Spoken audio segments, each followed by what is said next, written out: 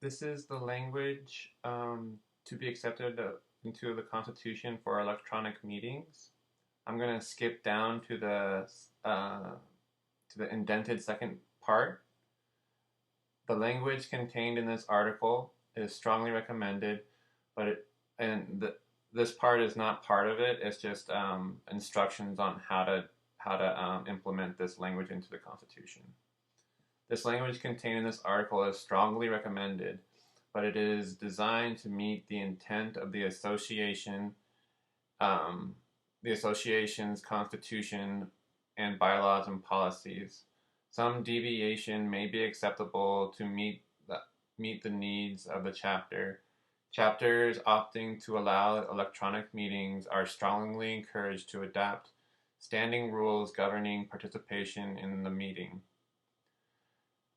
All electronic meeting language shall comply with CSEA policy 602 hybrid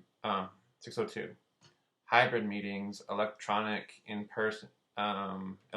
slash in-person meetings are permitted so long as the minimum conditions for meeting slash participation is met, as specified in Section 4.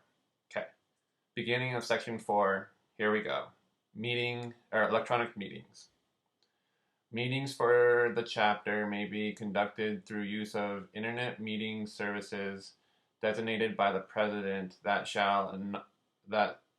support anonymous voting, support visible displays identifying those participating, identifying those seeking recognition to speak, showing in parentheses, or permitting the retrieval of the text of pending motions and showing the results of votes. Meetings of the chapter may be held electronically when the chapter president has obtained consent from 2/3 of the executive board, or in the case of special meetings, when so directed by those calling the special meeting. Meetings held electronically shall be subject to the following rules. Section A, meeting notices. Appropriate login information necessary to connect to the meeting and information on how to participate in the meeting shall be included in the meeting notice, including phone login information to participate orally by phone. Members joining by phone should announce themselves at the direction of the chair at the first opportunity. Section B, voting. Votes shall be taken by the voting feature of the internet meeting service, unless a different method, such as roll call or raised hand voting, is approved by the members. Members participating by phone only shall vote by roll call at the direction of the chair. Internet meeting services shall not be used for secret ballot votes. Section C, obtaining the floor or interrupting a member. A member has the floor and may unmute once recognized by the chair. A member may only interrupt the speaker for a specific motion or request which under the rules permits a member to do so. A member who intends to make such a motion of request shall so indicate to the chair and then shall wait a reasonable time for the chair's instructions before attempting to interrupt the speaker by voice.